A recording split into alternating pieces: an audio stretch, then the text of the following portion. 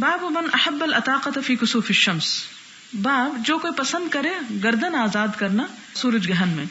حدثنا ربیع بن یحییٰ قال حدثنا زائدۃ عن ہشام عن فاطمہ عن اسماء قالت لقد امر نبی صلی اللہ علیہ وسلم بالعتاقۃ فی کسوف الشمس، کہ آپ صلی اللہ علیہ وسلم نے سورج گہن کے موقع پہ غلام آزاد کرنے کا حکم دیا. اب اس سے آپ اندازہ لگائیں کہ اسلام کوئی موقع نہیں جانے دیتا جب غلام آزاد نہ کروا دے.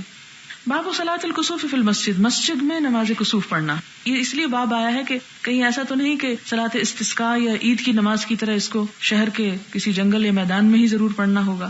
حدثنا اسماعیل قال حدثني مالك عن يحيى بن سعيد عن امرأة بنت عبد الرحمن عن عائشة رضي الله عنها أن يهودية جاءت تسألها فقالت أعاذك الله من عذاب القبر، فسألت عائشة رسول الله صلى الله عليه وسلم أيعذب الناس في قبورهم؟ فقال رسول الله صلى الله عليه وسلم عائذا بالله من ذلك. ثم ركب رسول الله صلى الله عليه وسلم ذات غداة مركب سواری فكسفت الشمس فرجع ضحى فمر رسول الله صلى الله عليه وسلم بين ظهراني الحجر ثم قام فصلى وقام الناس وراءه فقام قياما طويلا ثم ركع ركوعا طويلا ثم رفع فقام قياما طويلا وهو دون القيام الأول ثم ركع ركوعا طويلا وهو دون الركوع الأول ثم رفع فسجد سجودا طويلا ثم قام فقام قياما طويلا وهو دون القيام الأول ثم ركع ركوعا طويلا وهو دون الركوع الأول ثم قام قياما طويلا وهو دون القيام الأول ثم ركع ركوعا طويلا وهو دون الركوع الأول ثم سجد وهو دون السجود الأول ثم انصرف فقال رسول الله صلى الله عليه وسلم ما شاء الله أن يقول ثم أمرهم أن يتعوذوا من عذاب القبر. تو اس موقع پہ آپ صلی اللہ علیہ وسلم نے لوگوں کو عذاب قبر سے پناہ مانگنے کا حکم دیا تھا. باب لا تنكسف الشمس لموت احد ولا لحياته، رواه ابو بکرۃ والمغیرہ وابو موسیٰ بن عباس بن عمر رضی اللہ عنہم. ان سب نے روایت کیا کہ سورج گہن کا کسی کی موت اور زندگی سے کوئی تعلق نہیں ہے. حدثنا مسدد قال حدثنا يحيى عن اسماعيل قال حدثني قيس عن ابي مسعود قال قال رسول الله صلى الله عليه وسلم الشمس والقمر لا ينكسفان لموت احد ولا لحياته ولكنهما آيتان من آيات الله فاذا رأيتموها فصلوا. حدثنا عبد الله بن محمد قال حدثنا هشام قال اخبرنا معمر عن الزهري وهشام بن عروة عن عروة عن عائشة رضي الله عنها قالت كسفت الشمس على عهد رسول الله صلى الله عليه وسلم فقام النبي صلى الله عليه وسلم فصلى بالناس فأطال القراءة ثم ركع فأطال الركوع ثم رفع رأسه فأطال القراءة وهي دون قراءته في الأولى ثم ركع فأطال الركوع دون ركوعه الأول ثم رفع رأسه فسجد سجدتين ثم قام فصنع في الركعة الثانية مثل ذلك ثم قام فقال إن الشمس والقمر لا يخسفان لموت أحد ولا لحياته ولكنهما آيتان من آيات الله یریہما عبادہ فاذا رأیتم ذلک فافزعوا الی الصلاۃ، یعنی جب یہ نشانیاں دیکھو تو نماز میں جلدی کرو. باب الذکر فی الکسوف، رواہ ابن عباس رضی اللہ عنہما، یعنی سورج گہن کے وقت اللہ کا ذکر کرنا. اور یہ اس لیے بھی شاید الگ باب آیا کہ بہت سے لوگ جیسے خواتین اگر نماز نہیں پڑھ سکتی اور اس وقت وہ دل بھی ان کا گھبرایا ہوا تو وہ کیا ذکر کر سکتی ہیں کہ نہیں، تو اس وقت وہ ذکر کر لیں. اور وہ بھی کر سکتے ہیں ذکر جو نماز بھی پڑھ چکے ہوں مثلا یا پڑھنا چاہتے ہوں. حدثنا محمد بن العلاء قال حدثنا ابو اسامہ عن برید بن عبد اللہ عن ابی بردہ عن ابی موسیٰ قال خسفت الشمس فقام النبی صلی اللہ علیہ وسلم فزعا یخشى ان تکون الساعة. آپ صلی اللہ علیہ وسلم سورج کے گہن ہونے سے ڈر گئے اور آپ نے سمجھا کہ شاید قیامت آ رہی ہے. فقام النبی صلی اللہ علیہ وسلم فزعا فیخشى ان تکون الساعة فأتى المسجد، مسجد آئے فصلى بأطول قیام ورکوع وسجود، تو آپ نے اپنے عام رکوع سجود اور قیام سے بڑھ کے لمبی نماز پڑھی. رأيته قط يفعله، میں نے ایسا آپ کو کبھی کرتے ہوئے نہیں دیکھا تھا. وقال هذه الآيات التي يرسل الله، یہ اللہ کی نشانی ہے جن کو بھیجتا ہے. لا تكون لموت احد ولا لحياته، کسی کی موت زندگی سے ان کا نہیں تعلق. ولكن يخوف الله بها عباده، ان سے اللہ تعالیٰ اپنے بندوں کو ڈراتا ہے. فإذا رأيتم شيئا من ذلك، جب اس قسم کی کوئی چیز دیکھو فافزعوا إلى ذکر اللہ، تو اللہ کے ذکر کی طرف لپکو. ودعائه واستغفاره، اور دعا کی طرف اور استغفار کی طرف. یعنی آپ کا جو گھبرانا تھا وہ دراصل کس لیے تھا کہ آپ اس بات سے گھبرا گئے کہ قیامت کا گہن تو نہیں لگ گیا.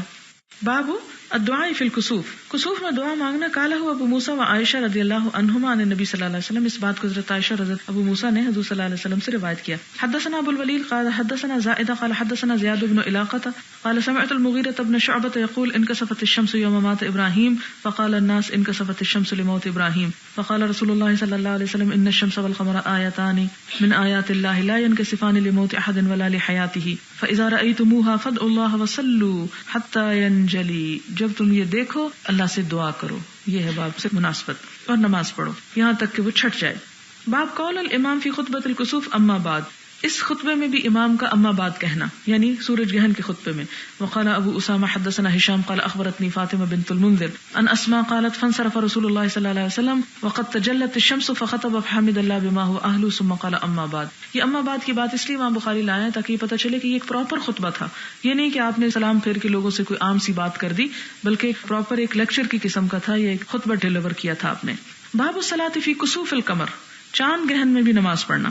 حدثنا محمود قال حدثنا سعید بن عامر عن شعبہ عن یونس عن الحسن عن ابی بکرۃ رضی اللہ عنہ قال انکسفت الشمس علی عہد رسول اللہ صلی اللہ علیہ وسلم فصلی رکعتین، کہ سورج گرہن لگا حضور صلی اللہ علیہ وسلم کے زمانے میں تو آپ نے 2 رکعتیں پڑھی. اب یہ ہے کہ یہاں چاند کا تو ذکر نہیں، لیکن اگلی روایت میں چاند کی بات آ جائے گی، اس لیے کیونکہ سورج اور چاند دونوں ہی اس کی طرف آتے ہیں. پھر ایک اور حدیث ہے اس میں سورج اور چاند کا بھی لفظ آتا ہے، لیکن امام بخاری نے اشارتاً یہاں یہ بات کی. حدثنا ابو معمر قال حدثنا عبد الوارث قال حدثنا یونس عن الحسن عن ابی بکر قال خسفت الشمس على عهد رسول الله صلی اللہ علیہ وسلم فخرج يدور رداءه حتى انتهى الى المسجد وثاب الناس الیہ. یہ نئے لفظ ہے اس حدیث میں جس کا مطلب ہے کہ لوگ آپ صلی اللہ علیہ وسلم کی طرف لوٹ آئے، یعنی پلٹ آئے، جمع ہو گئے. فصلى بهم ركعتين فانجلت الشمس فقال ان الشمس والقمر آیتان، یعنی نماز تو آپ نے سورج گرہن کی پڑھائی، لیکن آپ نے چاند کا بھی ساتھ ذکر کر دیا. اس سے یہ اشارہ نکلتا ہے کہ چاند کے وقت بھی نماز پڑھ.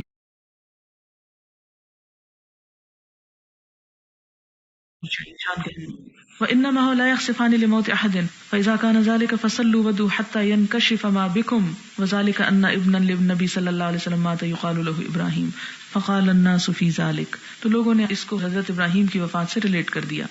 باب الرکعۃ الاولى فی الکسوف اطول، پہلی رکعت کسوف کی زیادہ لمبی ہوتی ہے، یعنی دوسری کی نسبت. اخبرنا محمود بن غیلان قال حدثنا ابو احمد قال حدثنا سفیان عن یحیی عن عمرو عن عائشہ رضی اللہ عنہا ان النبی صلی اللہ علیہ وسلم صلی بهم فی کسوف الشمس 4 رکعات فی سجدتین الاول والاول اطول، یعنی 4 رکعتیں. یہ 4 کس طرح، یعنی وہ جو 4 قیام ہیں اصل میں وہ مراد ہے. فی سجدتین یعنی 2 دفعہ نیچے جا کر 4 دفعہ قیام کیا، یہ مراد ہے. والاول والاول اطول، اور پہلی جو تھی وہ سب سے لمبی تھی، پھر اس کے بعد آہستہ آہستہ کمی ہو گئی. باب الجہر بالقراءۃ فی الکسوف، کسوف میں بلند آواز سے قرات کرنا، یعنی خاموش نماز نہیں ہوگی، بلند ہوگی. حالانکہ ہم دیکھتے ہیں کہ آپ صلی اللہ علیہ وسلم نے یہ نماز کب پڑھائی تھی؟ چاشت کے وقت پڑھائی تھی. حدثنا محمد بن مہران قال حدثنا الولید بن مسلم قال اخبرنا ابن نمر سمع ابن شهاب عن عروة عن عائشة رضي الله عنها قالت جهر النبي صلى الله عليه وسلم في صلاة الخسوف بقراءته فإذا فرغ من قراءته كبر فركع فإذا رفع من الركعة قال سمع الله لمن حمد ربنا ولك الحمد ثم يعاود القراءة في صلاة الكسوف. اسے کیا پتہ چلتا ہے کہ پھر آپ نے دوبارہ بھی صلاة کسوف میں اعادہ کیا، یعنی قراءت کا. 4 رکعات فی رکعتین و4 سجدات میں قال الاوزاعی وغیرہ. سمعت الزہری عن عروة عن عائشة رضی اللہ عنہا ان الشمس خسفت على عہد رسول اللہ صلی اللہ علیہ وسلم فبعث منادیا. یہاں ایک نئی بات پتہ چلتی کہ آپ نے باقاعدہ ایک پکارنے والے کو مقرر کیا. الصلاۃ جامعۃ، جو کیا کہہ رہا تھا؟ الصلاۃ جامعۃ، یہ نہیں کہہ رہا تھا الصلاۃ خیر من النوم، یہ کہہ رہا تھا الصلاۃ جامعۃ. یہ سورج گہن کے لیے نماز کے بلانے کے الفاظ ہیں. فتقدم فصلى 4 ركعات في ركعتين و4 سجدات. قال الوليد اخبرني عبد الرحمن بن نمر سمع ابن شهاب مثله. قال الزهري فقلت ما صنع اخوك ذلك عبد الله بن زبير ما صلى الا ركعتين مثل الصبح اذا صلى بالمدينه. قال اجل انه اخطا السنه. تابعه سليمان بن كثير وسفيان بن حسين عن الزهري في الجهر. بسم الله الرحمن الرحيم. ابواب سجود القرآن و سنتها، یعنی قرآن پاک کے سجدے اور اس کا سنت ہونا، یعنی یہ سجدہ جو ہے اس کو ادا کرنا چاہیے. باب ما جاء فی سجود القرآن و سنتها، سجود قرآن کے بارے میں اور اس کا سنت ہونا.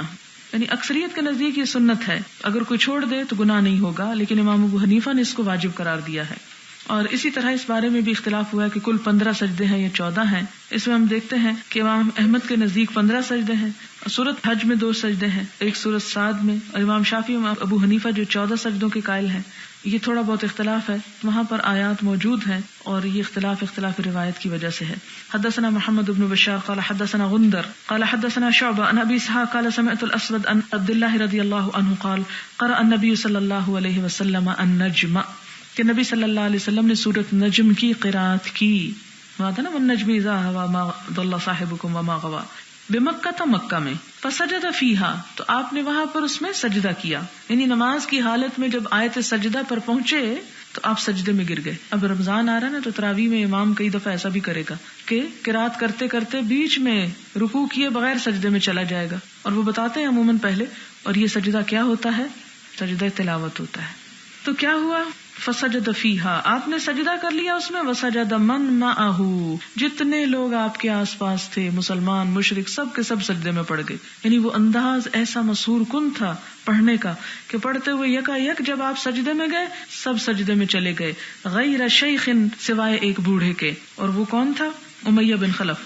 اخذ کفن من حسن، اس نے کیا کیا؟ ایک مٹھی کنکریاں اٹھائی زمین سے، او ترابن، یا مٹی اٹھائی، فرفعہ الی جبہتی، اس مٹی کو اٹھا کے ماتھے کے ساتھ لگا لیا یہ کنکریوں کے، وقال، اور کہا یکفینی ھذا، مجھے یہی کافی ہے. فرأیتہ بعد ذلک قتل کافرا، تو راوی کہتے ہیں کہ میں نے اس کے بعد اس کو کفر کی حالت میں ہی قتل کیے ہوئے پایا تھا، یعنی قتل ہو گیا تھا، اور یہ بدر کے دن قتل ہوا تھا. باب السجدہ تنزیل السجدہ، سورۃ الف لام میم سجدہ میں یہ تنزیل السجدہ میں سجدہ کرنا.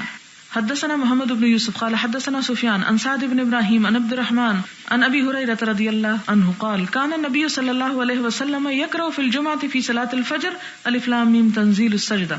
آپ صلی اللہ علیہ وسلم جو تھے جمعے کے دن فجر کی نماز میں سورۃ الف لام میم سجدہ پڑھتے تھے. وہل اتی علی الانسان، اور دوسری رکعت میں کیا؟ سورۃ الدہر، هل اتى على الانسان حين من الدهر لم يكن شيئا مذكورا. تو یہ پڑھتے تھے اور اس میں سجدہ کرتے ہوں گے، اس لیے سورۃ الف لام میم سجدہ کے سجدے کی طرف اشارہ ہے یہاں. باب سجدہ صاد، سورۃ صاد کا سجدہ، کیونکہ اس میں بھی اختلاف ہے اس لیے امام بخاری اس کو لائیں کہ یہ سجدہ ہے اس میں. حدثنا سلیمان بن حرب و ابو نعمان قال، دونوں کہتے ہیں، کیا کہتے ہیں؟ حدثنا حماد هو ابن زید عن ایوب عن اکرمہ عن ابن عباس رضی اللہ عنہما قال صاد لیس من عزائم السجود. ابن عباس کہتے ہیں کہ صاد کا سجدہ جو ہے یہ تاکیدی سجدوں میں سے نہیں ہے، عزائم یعنی لازم نہیں ہے. وقد رأیت النبی صلی اللہ علیہ وسلم یسجد فیہا، اور میں نے نبی صلی اللہ علیہ وسلم کو اس میں سجدہ کرتے ہوئے دیکھا تھا. اس سے کیا پتہ چلتا ہے؟ انہی روایات کی وجہ سے بعض کہتے ہیں کہ سنت ہے، اگر سجدے کر لیے جائیں تو اچھا ہے، اگر کوئی نہیں کرتا تو گناہ نہیں. لیکن امام ابو حنیفہ تاکیداً اس کو کہتے ہیں، اور اس وجہ سے یہ رائے میں فرق ہوا. ابن عباس کی رائے یہ کہ صاد کا سجدہ لازم نہیں، لیکن ساتھ ہی یہ بھی کہتے ہیں کہ میں نے حضور کو کرتے ہوئے پایا، یعنی ہو سکتا ہے کہ کبھی آپ نے اس پہ کیا ہو کبھی نہ کیا ہو. اور سورۃ صاد میں داؤد علیہ السلام کی توبہ کا ذکر ہے، وہ جس میں آتا نا فخر راکعا و اناب، کہ وہ رکوع میں گر گئے اور رجوع کر لیا. تو آپ صلی اللہ علیہ وسلم نے فرمایا کہ حضرت داؤد نے توبہ کے لیے سجدہ کیا اور ہم شکریہ کے لیے کرتے ہیں، تو یہ سجدہ شکر ہے، لیکن اس کی کوئی خاص دعا نہیں بتائی گئی. باب سجدۃ النجم، سورۃ نجم کا سجدہ. قالہ ابن عباس رضی اللہ عنہما نے نبی صلی اللہ علیہ وسلم، ابن عباس نے سے حضور صلی اللہ علیہ وسلم سے روایت کیا ہے. حدثنا حفص بن عمر قال حدثنا شعبہ عن ابی اسحاق عن الاسود عن عبد اللہ رضی اللہ عنہ ان النبی صلی اللہ علیہ وسلم قرأ سورۃ النجم، کہ آپ صلی اللہ علیہ وسلم نے سورۃ نجم پڑھی، فسجد بها فما بقي احد من القوم الا سجد، تو پوری قوم نے سجدہ کیا، کوئی نہ باقی بچا. فاخذ رجل من القوم، لیکن ایک شخص نے قوم کے لے لی، کفن من حسن، کنکری او ترابن یا مٹی کی مٹھی، فرفعہ الی وجہہ، اور اپنے چہرے کی طرف اٹھا لیا، وقال، اور کہا یکفینی ھذا، مجھے یہی کافی ہے. قال عبداللہ کہتے ہیں، عبداللہ بن مسعود ہیں یہ، کہ فلقد رأیتہ بعد قتل کافرا، کہ اس کے بعد میں نے اسے کفر کی حالت میں قتل کیے ہوئے پایا، یعنی اسے ایمان نہ ملا. باب سجود المسلمین مع المشرکین، مسلمانوں کے ساتھ مشرکوں کا بھی سجدہ کر لینا. والمشرک نجس، حالانکہ مشرک نجس ہوتے ہیں. لیس لہ وضو، اس کا وضو نہیں ہوتا. وکان ابن عمر رضی اللہ عنہما یسجد علی غیر وضو، تو حضرت عبداللہ بن عمر جو تھے وہ وضو کے بغیر سجدہ کر لیا کرتے تھے، یعنی کہیں قرآن پڑھتے ہوئے کسی کو سنتے، آیت سجدہ سنتے، وہیں پر سجدہ کر لیتے. اور اس سے امام بخاری نے کہاں سے استدلال کیا ہے کہ حضور صلی اللہ علیہ وسلم کے ساتھ مشرکین نے بھی سجدہ کر لیا، حالانکہ امام بخاری کا یہ استدلال درست معلوم نہیں ہوتا، کیونکہ مشرکین تو مسلمان نہیں تھے، تو ایک مسلمان کے لیے مشرکین کے عمل میں تو کوئی نمونہ نہیں ہے، اس لیے یہاں پر یہ عمل جو ہے جمہور کی رائے کے خلاف ہے. یعنی سوائے عبداللہ بن عمر کے یہاں پر دوسرے تمام جو ہیں وہ یہ کہتے ہیں کہ یہ استدلال ابن عمر کا درست نہیں ہے اور امام بخاری کا بھی درست نہیں ہے. لہٰذا مشرکین اگر بغیر وضو کے کرتے ہیں تو وہ تو مسلمان ہی نہیں، ان کا تو ایک بے اختیار سجدہ تھا، لیکن مسلمان تو ارادے اور اختیار سے سجدہ کرتا ہے، اس لیے اس کو وضو کے ساتھ ہی سجدہ کرنا چاہیے. لیکن ایک اور دلیل بھی ہے جو یہاں ذکر نہیں ہے، وہ یہ کہ حجۃ الوداع کے موقع پر سجدہ کیا گیا تھا اور لوگوں نے جہاں جہاں کوئی بیٹھا تھا، کوئی اونٹنی پہ تھا وہیں پر کر لیا، کوئی کسی کی پیٹھ پہ، کمر پہ، وضو کے ساتھ بغیر وضو کے، تو اس سے بھی یہ استدلال لیا جاتا ہے. تو وہ استدلال بہتر معلوم ہوتا ہے، لیکن یہاں یہ جو استدلال ہے امام بخاری کا یہ درست معلوم نہیں ہوتا، کیونکہ مشرکین تو ویسے ہی سجدہ نہیں کرتے. حدثنا مسدد قال حدثنا عبد الوارث قال حدثنا ایوب عن اکرمہ عن ابن عباس رضی اللہ عنہما ان النبی صلی اللہ علیہ وسلم سجد بالنجم، کہ حضرت ابن عباس نے کہا کہ حضور صلی اللہ علیہ وسلم نے سورۃ نجم میں سجدہ کیا، وسجد مع المسلمون والمشرکون والجن والانس، جن و انس میں سے جو تھے سب نے سجدہ کیا۔ رواہ ابن طہمان عن ایوب، اس حدیث کو ابن طہمان نے بھی روایت کیا ہے۔ باب من قرأ السجدۃ ولم یسجد، جو سجدہ کی آیت پڑھے اور سجدہ نہ کرے اس کا کیا حکم ہے۔ اس سے اصل میں امام بخاری اس رائے کا اظہار کر رہے ہیں کہ جن کے نزدیک سجدہ تلاوت واجب نہیں ہے، لیکن اس سے یہ لازم نہیں ہے، یہ بھی تو ہو سکتا ہے کہ وہ شخص اس وقت نہ کرے، کسی اور وقت کر لے، ٹھیک ہے نا۔ حدثنا سلیمان بن داود ابو الربیع قال حدثنا اسماعیل بن جعفر قال حدثنا یزید بن خصیفة عن ابن قصیط عن عطاء بن یسار انه اخبره انه سأل زید بن ثابت رضی اللہ عنہ فزعم انه قرأ على النبي صلی اللہ علیہ وسلم والنجم فلم يسجد فيها۔ عطاء بن یسار زید بن ثابت سے پوچھتے ہیں کہ کیا سورہ والنجم میں سجدہ ہے؟ انہوں نے کہا میں نے حضرت صلی اللہ علیہ وسلم کو یہ سورت پڑھ کے سنائی تھی اور آپ نے اس میں سجدہ نہیں کیا تھا۔ یعنی جیسے کہ بچے سبق سناتے ہیں استاد کو، مثلاً آپ دیکھیں کہ جو لوگ حفظ کراتے ہیں، اگر وہ آیت سجدہ حفظ کرا رہے ہیں تو ان پہ تو پڑھ گئے بہت سارے سجدے، تو ایسی صورت میں جب کہ کوئی پڑھ کے سنا رہا ہو اور وہ تلاوت غرض نہ ہو، صرف سبق سنانا مقصود ہو، تو اگر وہ سجدہ نہ بھی کیا جائے تو حرج نہیں ہے۔ حدثنا آدم بن ابی ایاس قال حدثنا ابن ابی ذئب قال حدثنا یزید بن عبد اللہ بن قصیط عن عطاء بن یسار عن زید بن ثابت قال قرأت على النبی صلی اللہ علیہ وسلم والنجم فلم يسجد فيها۔ حضرت زید بن ثابت کہتے ہیں کہ میں نے نبی صلی اللہ علیہ وسلم پر پڑھا کیا، والنجم، سورۃ نجم، فلم یسجد فیہا، اور اس میں انہوں نے سجدہ نہیں کیا۔ یعنی اس سے یہ بھی پتہ چلتا ہے کہ فوری طور پر بھی سجدہ ضروری نہیں، اور یہ بھی پتہ چلتا ہے کہ ایک مجلس میں اگر 10 دفعہ کوئی سجدہ کی آیت پڑھے تو بھی ایک سجدہ کافی ہو جاتا ہے۔ باب السجدۃ اذا السماء انشقت، سورۃ اذا السماء انشقت کا سجدہ۔ حدثنا مسلم بن ابراہیم و معاذ بن فضالہ قال اخبرنا هشام عن يحيى عن ابي سلمة قال رأيت ابا هريرة رضي الله عنه قرأ اذا السماء انشقت فسجد بها فقلت يا ابا هريرة الم ارك تسجد، میں نے کہا ابو ہریرہ کیا میں نے تمہیں سجدہ کرتے نہیں دیکھا، یعنی میں نے تمہیں سجدہ کرتے دیکھا ہے تو تم نے یہاں سجدہ کیوں کیا ہے؟ قال لو لم ارى النبي صلی اللہ علیہ وسلم يسجد لم اسجد، کہ اگر حضور صلی اللہ علیہ وسلم سجدہ نہ کرتے تو میں بھی نہ کرتا، یعنی یہاں پر سجدہ کرنا چاہیے۔ اس سے امام بخاری حدیث اس لیے لائیں کہ امام مالک کے نزدیک 11 سجدے ہیں اور وہ سورت اذا السماء انشقت اس کا سجدہ نہیں مانتے۔ آپ کہیں گے یہ کیا بات ہوئی، ایک 11 کہتا ہے، دوسرا 14 کہتا ہے، تیسرا 15 کہتا ہے، ہم کیا کریں؟ تو مشکل یہ ہے کہ احادیث ان ائمہ کے بعد جمع ہوئی ہیں، یعنی امام مالک بہت ابتدا میں آگے تھے اور امام مالک نے بھی احادیث جمع کی اور کتاب موطا لکھی۔ پہلی حدیث کی جو کتاب جمع کی گئی وہ موطا ہے۔ آپ کو معلوم ہے کہ امام مالک جو تھے وہ 40 سال تک اس کو جمع کرتے رہے، لکھتے رہے، کاٹتے رہے، پڑھتے رہے، اور اسی لیے اس کا نام موطا رکھا گیا۔ وطا کا مطلب ہوتا ہے روندنا، یعنی بہت زیادہ اس میں غور و فکر کیا گیا اور بہت زیادہ اس کو پڑھا گیا اور اس کی چھان پھٹک کی گئی، اور اس کے باوجود سارا علم جمع نہیں ہوا تھا۔ کیوں؟ اس لیے کہ آپ صلی اللہ علیہ وسلم کی وفات کے بعد صحابہ کرام بعض جہاد کی وجہ سے، بعض اور اسباب سے بہت علاقوں میں پھیل گئے تھے اور ان کے ساتھ ساتھ علم بھی پھیل گیا تھا۔ اسی وجہ سے ہم دیکھتے ہیں کہ وہ ایک ایک حدیث کے لیے مہینے کا سفر کر کے جا رہے ہیں، کیونکہ جب آپ صلی اللہ علیہ وسلم خود موجود تھے تو لوگوں کو ضرورت پیش نہیں آتی تھی کہ کسی اور سے پوچھیں، وہ ڈائریکٹ آپ سے پوچھتے تھے۔ لیکن جب آپ کی وفات ہو گئی تو پھر لوگوں کو پریشانی ہوئی اور انہوں نے ان چیزوں کو جمع کرنا شروع کر دیا۔ ہوتے ہوتے یہ پھر 3ری صدی میں سب کچھ جا کے ایک جگہ پر اکٹھا ہوا ہے۔ اس سے پہلے جو لوگ تھے وہ کسی کے پاس ایک حصہ ہے، کسی کے پاس دوسرا ہے، تو جس کو جو ملا اس نے وہی عمل کر لیا۔ جیسے آپ دیکھیں کہ کچھ مسلمان فوت ہو گئے تھے بیت اللہ کی طرف قبلے کا حکم آنے سے پہلے ہی، تو اللہ تعالیٰ نے کیا فرمایا؟ ما کان اللہ لیضیع ایمانکم، اللہ تمہارے ایمان کو، تمہاری نمازوں کو ضائع نہیں کرتا۔ کیونکہ صحابہ کرام نے کہا کہ اگر ہمارا اصل قبلہ بیت اللہ تھا تو بیت المقدس کی طرف جنہوں نے نمازیں پڑھی اور انہوں نے ابھی ادھر رخ ہی نہیں کیا، ان کا کیا بنا؟ ایک شخص مسلمان ہوا اس اسلام میں اور نمازیں جتنی بھی اس نے پڑھی اپنی زندگی میں ساری بیت المقدس کی طرف تھی، اس کو موقع ہی نہیں ملا بیت اللہ کی طرف منہ کر کے نماز پڑھنے کا، کیونکہ اس پیریڈ میں روک دیا گیا تھا۔ اب لوگوں کو فکر ہوا کہ اگر اصل قبلہ یہ تھا تو اس کا کیا بنے گا جو فلاں شخص اس دوران میں نمازیں پڑھ کے مر گیا۔ اللہ تعالیٰ کیا فرماتے ہیں؟ اللہ نے تمہاری نمازیں ضائع نہیں کی۔ کیوں؟ اس لیے کہ اس کو وہی حکم پہنچا تھا اور وہ اسی پر تھا، اس نے اسی کو صحیح سمجھ کے کیا، اس کی وفات ہوئی، اس کا وہی عمل قابل قبول ہو گیا۔ لیکن ایک وہ شخص جو کہے کہ اچھا اس نے وہ کیا تھا تو میرے لیے بھی وہی کافی ہے، اور وہ کعبہ کو چھوڑ کر ادھر منہ کر لے، تو یہ درست نہیں ہوگا۔ اسی طرح امام مالک کو ہو سکتا ہے کہ یہ حدیث ہی نہ پہنچی ہو کہ جس میں سورۃ اذا السماء انشقت کے سجدے کا ذکر ہے، اس لیے اگر انہوں نے اس کے خلاف اپنی رائے کا اظہار کیا ہے تو اس میں کوئی اچنبھے کی بات نہیں ہونی چاہیے اور کوئی پریشانی کی بات نہیں. ہم دیکھتے ہیں کہ جب بعد میں چیزیں جمع ہوگی اور یہ روایت مل گئی تو ہمیں امام مالک کی رائے چھوڑ کر پھر اس حدیث کو لے لینا چاہیے اور اس میں سجدہ کو اختیار کر لینا چاہیے، اور اس امام کی رائے کو لے لینا چاہیے کہ جن تک یہ حدیث پہنچی تھی اور انہوں نے 14 کا ذکر کیا یا پھر 15 کا بھی ذکر ہوا. تو یہ چیز جو ہے یہ بڑی نیچرل ہے، اور علم کا جو نیچرل فلو تھا ان نیچرل نہیں تھا کہ سب لوگوں کو زبردستی پکڑ کے ہر چیز رٹوا دی گئی، نہیں، اس میں بہت وسعت تھی. پھر اسی طرح آگے آتا ہے باب من سجدہ لسجود القارئ، سننے والے کا سجدہ کرنا جبکہ وہ قاری پڑھ رہا ہو.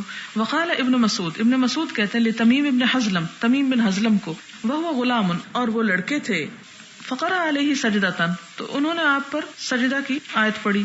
فقال، تو انہوں نے کہا، کیا کہا؟ اسجد، سجدہ کرو، فإنک امامنا فیہا، کیونکہ تو ہمارا امام ہے اس سجدے میں. تو اس سے کیا پتہ چلتا ہے کہ سننے والے کو اس وقت سجدہ کرنا چاہیے جب پڑھنے والا سجدہ کر لے، یعنی اس کے پیچھے اس کو فالو کرنا چاہیے، اس سے پہلے نہیں کرنا چاہیے. مراد یہ ہے خواہ وہ غلام ہی، اور غلام کا لفظ کیوں لائے امام بخاری کہ اگر کوئی شخص غلام ہے اور وہ آیت پڑھا تو آپ کہیں اچھا ہم غلام کے پیچھے کیوں سجدہ کریں، یا کوئی بچہ پڑھ رہا تو آپ کہیں اچھا بچے کے پڑھنے سے میں سجدہ کروں، نہیں، یا کوئی عورت پڑھ رہی ہے اور مرد سن رہا ہے تو کہیں اچھا عورت کے پیچھے ہم سجدہ کر لیں. تو امام بخاری یہ لا کر یہ بتا رہے ہیں کہ سجدہ کی آیت کوئی بھی پڑھے، سننے والے کو سجدہ کر لینا چاہیے اس کے پیچھے. حدثنا مسدد قال حدثنا يحيى حدثنا عبيد الله قال حدثني نافع عن ابن عمر رضي الله عنهما قال كان النبي صلى الله عليه وسلم يقرأ علينا السورة التي فيها السجدة، کہ نبی صلی اللہ علیہ وسلم ہمارے سامنے سورت پڑھتے جس میں سجدہ ہوتا. فيسجد ونسجد حتى ما يجد احدنا موضع جبهته، تو آپ سجدہ کرتے پھر ہم بھی سجدہ کرتے اور یہاں تک کہ بعضوں کو پیشانی زمین پر رکھنے کی جگہ نہ ملتی تھی. حتی ما یجد احدنا، یہاں تک کہ نہ پاتا ہم میں سے کوئی ایک، کیا نہ پاتا؟ موضع جبہتہ، اپنی پیشانی کی جگہ. اس سے کیا پتا چلتا ہے کہ کتنی کثرت سے لوگ سجدے کی آیت پر سجدہ کیا کرتے تھے. اگر زمین پہ جگہ نہیں ملی تو دوسرے کی پشت پہ ہی سجدہ کر لیا، جہاں جگہ ملی وہیں پر سجدہ کر لیا. اسی لیے یہ بھی ایک روایت میں آتا ہے کہ ایک صحابی جو تھے وہ سواری کرتے وقت اگر آیت سجدہ آتی تو سواری پر ہی اشارے سے سجدہ کر لیا کرتے تھے. باب ازدحام الناس اذا قرأ الامام السجدہ، لوگوں کا ہجوم جب امام سجدہ کی آیت پڑھے. حدثنا بشر بن آدم قال حدثنا علی بن مسہر قال اخبرنا عبید اللہ عن نافع عن ابن عمر قال كان النبي صلی اللہ علیہ وسلم يقرأ السجدة، کہ نبی صلی اللہ علیہ وسلم سجدہ کی آیت پڑھتے تھے. ونحن عنده، اور ہم آپ کے پاس تھے. فيسجد ونسجد معه فنزدحم حتى ما يجد احدنا لجبهته موضعا يسجد عليه. اس سے کیا پتہ چلتا ہے کہ ہجوم کی حالت میں کسی کی کمر پہ سجدہ کیا جا سکتا ہے. جیسے آپ حج اور عمرے کے دوران بعض اوقات ایسی جگہ پہ آ جاتے ہیں کہ جہاں زمین پہ، اور جمعے کے دن خاص طور پر وہاں پر، اور عید کے دن فرش پہ خوش قسمت لوگوں کو سجدے کا موقع ملتا ہے، یا ختم کے دن، تراویح کی آخری رات، دعا کے دن. تو اس سے کیا پتہ چلتا ہے کہ اگر انسان زمین پہ جگہ نہیں ملتی تو دوسرے کی کمر پہ یا جہاں بھی کوئی چیز جو بھی سامنے آ جائے اس پہ سجدہ کیا جا سکتا ہے. سوال ہے، آیات قیامت والی حدیث میں آپ نے نجد کی تعریف اس طرح کی کہ اس میں انڈو پاک کے علاقے بھی شامل ہیں، جبکہ صحیح مسلم اس حدیث کو پڑھتے ہوئے ہمارے استاد محترم نے اس طرح ایکسپلین کیا تھا کہ نجد سے مراد عراق کا علاقہ ہے، وہیں سے فتنوں کا ظہور ہوگا. پلیز واضح کر دیں. آپ اگر حدیث دوبارہ پڑھیں تو اس میں صرف نجد کا لفظ نہیں آتا، مشرقی علاقے آتے ہیں، اور اس جگہ سے مشرقی علاقے کی حد نجد پہ ختم نہیں ہو جاتی، وہاں سے مشرقی علاقوں میں سب چیزیں آ جاتی ہیں، اور نجد کا الگ سے بھی ذکر آتا ہے. تو ہم اس کو نجد بھی کہہ سکتے ہیں، اور نجد کے بعد کے ممالک جو ہیں اس ڈائریکشن پر، اس پہ، کیونکہ جب آپ نے یمننا اور شامنا کا لفظ استعمال کیا تو دائیں اور بائیں کی بات کی، اور اس کے مقابلے میں جب مشرق کی طرف کی بات کی تو اس میں صرف ایک خاص علاقہ نہیں، آپ نے نجدنا نہیں اس روایت میں کہا بلکہ مشرقی علاقوں کی طرف اشارہ کیا، تو اس سے مراد یہ بھی ہو سکتے ہیں. سوال ہے، نماز کسوف یا خسوف میں جب لمبا رکوع کرتے ہیں یا سجدہ کرتے ہیں تو اس رکوع میں کیا صرف تسبیح پڑھتے ہیں یا پھر قرات بھی کرتے ہیں؟ نہیں، صرف تسبیح پڑھتے ہیں.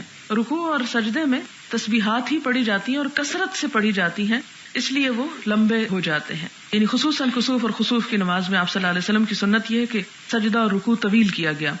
سورج گہن یا چاند گہن کو پہلے زمانے میں کہتے تھے کہ اور دوسری چیزوں کی طرح ان پر خدا کا عذاب ہوتا ہے، اس وجہ سے نماز کسوف پڑھتے تھے، یعنی سورج کا عذاب ٹل جائے. حدیث میں ایسی بات نہیں ہے. جی ہاں، ایسی نہیں ہے. اسی لیے آپ صلی اللہ علیہ وسلم کی جو دی ہوئی تعلیم ہے وہ بہت سے ہمارے توہمات کا خاتمہ کرتی ہے. اور پھر یہ اگر سوچا بھی جائے تو انہوں نے کیا گناہ کیا ہے کہ ان پہ عذاب آ گیا؟ وہ تو سب اللہ کی تسبیح کر رہے ہیں اور اللہ تعالیٰ کی اطاعت کر رہے ہیں. دوسری بات حاملہ عورتوں کے لیے تاکید تھی کہ وہ سیدھی لیٹی رہیں، کچھ کانٹ چھانٹ نہ کریں، بچے پر اثر پڑتا ہے، جبکہ کچھ مثالیں ایسی ہیں کہ حمل کے دوران انہوں نے کچھ کاٹا تو بچے کا ہونٹ یا کان کا کچھ حصہ کٹا ہوا تھا، برائے مہربانی وضاحت کر دیں۔ میرا خیال ہے کہ یہ بھی صرف سوچ کی بات ہے، اور بہت سے اوقات میں ہم جیسا سوچتے ہیں ویسا ہی ہو جاتا ہے۔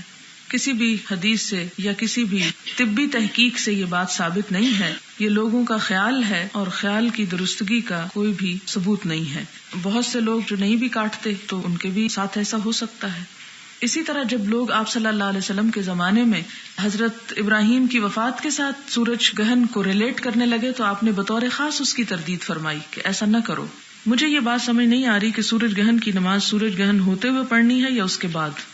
میرے خیال ہے آپ کلاس میں حاضر نہیں تھی، اس لیے کہ یہ حدیث ایک دفعہ نہیں بارہا آئی۔ اب مجھے سمجھ آتا ہے کہ امام بخاری ایک ہی حدیث بار بار کیوں لاتے ہیں، اور ہر دفعہ یہی بات آئی کہ آپ نے گہن پہ پڑھنا شروع کی اور اتنی لمبی پڑھی حتیٰ کہ سورج صاف ہو گیا۔ انجلت الشمس کا لفظ آتا ہے، کیونکہ بعض لوگ کہتے ہیں کہ جب سورج کو گہن لگے تو نماز نہیں پڑھنی چاہیے۔ یہ لوگوں کا دین ہے جس کا سند سے کوئی تعلق نہیں۔ کیا سجدہ تلاوت کے لیے باوضو ہونا ضروری ہے؟ اس میں رائے مختلف ہیں، بعض کے نزدیک لازم ہے، اور وہ تمام شرائط وہی عائد کرتے ہیں جو نماز کے سجدے کے لیے ہوتی ہیں، اور بعض یہ کہتے ہیں کہ حجۃ الوداع کے موقع پہ جب آپ صلی اللہ علیہ وسلم نے سجدہ کیا اور سب نے کیا تو ضروری نہیں کہ سب باوضو ہی ہوں۔ اور اسی طرح وہ امام بخاری مکہ کا وہ واقعہ لائیں کہ جس میں آپ نے سورۃ النجم پڑھی اور سجدہ کیا تو جو بھی تھے سب جھک گئے سوائے ایک بوڑھے کے۔ لیکن یہ ہے کہ ان دونوں رائےوں میں بہتر یہی ہے کہ احتیاط، کہتے ہیں نا کہ وہ چیز جو تمہیں شک میں ڈالے اسے چھوڑ دو اور وہ لے لو جو شک سے پاک ہو، تو تقویٰ کا تقاضا بھی یہی ہے۔ اس لیے ہم ان دو رائےوں میں احتیاط والی اور افضل رائے لیں کہ جس میں باوضو سجدہ کرنا چاہیے۔ حدیث میں ہے لوگ قرآن پڑھتے وقت سپارے پر سجدہ کرتے ہیں، کیا ایسا کر سکتے ہیں؟ میرا خیال ہے حدیث میں تو یہ نہیں ہے، لیکن سپارے پہ سجدہ نہیں کرنا چاہیے۔ آپ اس کو بند کر کے ایک طرف کر لیں، اور تکیہ ہو یا اسی طرح کوئی بھی اور چیز جو پاک ہو تو اس پہ آپ سجدہ کر سکتے ہیں۔ اگلا سوال ہے کہ اگر کیسٹ سے قرآن پاک سنیں اور تلاوت کے دوران سجدہ آ جائے تو کیا سجدہ کرنا ہوگا؟ جی ہاں، جب آپ غور سے سن رہے ہوں گے تو آپ کو کرنا ہوگا، لیکن اگر آپ کو پتہ ہی نہیں چلا اور آیت گزر گئی تو اس صورت میں پھر نہیں ہوگا۔ اگلا سوال ہے جاگنے والے پر نماز کے لیے سوئے ہوئے کو اٹھانے کی ذمہ داری کس حد تک ہے؟ اگر فرض نماز کا ٹائم ہے تو آپ کو جگانا پڑے گا۔ کیا ایک دفعہ کہنا کافی ہے؟ نہیں، ایک دفعہ کہنا کافی نہیں، کیونکہ بعض اوقات ایک دفعہ سے دوسرے لوگ نہیں اٹھتے، اور یا پھر زبردستی اٹھانا چاہیے۔ اس میں یہ ڈیپینڈ کرتا ہے کہ آپ کس کے ساتھ یہ زبردستی کر رہے ہیں۔ کیا ہمیں یہ اختیار اور اجازت ہے کہ ہم کسی کی تکلیف یا تھکاوٹ سے واقف ہوں تو اس وجہ سے اسے نماز کے وقت نہ اٹھائیں کہ جب خود آنکھ کھلے گی تو پڑھ لے گا؟ نہیں، آپ اسے اٹھائیں، وہ پڑھ کے دوبارہ سو جائے۔ لیکن ان الصلاۃ کانت علی المؤمنین کتابا موقوتا، نماز تو وقت کی پابندی کے ساتھ فرض ہے، اور 10 سال کے ہوں تو بچوں کے ساتھ بھی پھر تھوڑی سختی کرنے کی اجازت ہے، تو بڑوں کے ساتھ بھی اس کی جا سکتی ہے، لیکن ڈیپینڈ کرتا ہے نا کہ آپ کی وہ سختی ہے کیسے۔ اس میں آپ ایک دفعہ ہلائیں آرام سے، دوسری دفعہ تھوڑا اس سے اگلا زیادہ جھٹکا، اور تیسری دفعہ پکڑ کے ہاتھ سے اٹھا کے بٹھا دیں۔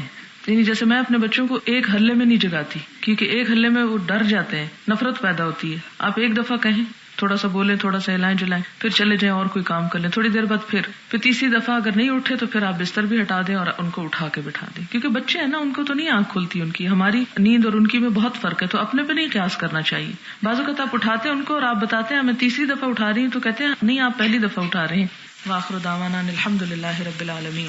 سبحانک اللہم وبحمدک نشہد ان لا الہ الا انت نستغفرک ونتوب الیک۔ والسلام علیکم ورحمۃ اللہ وبرکاتہ۔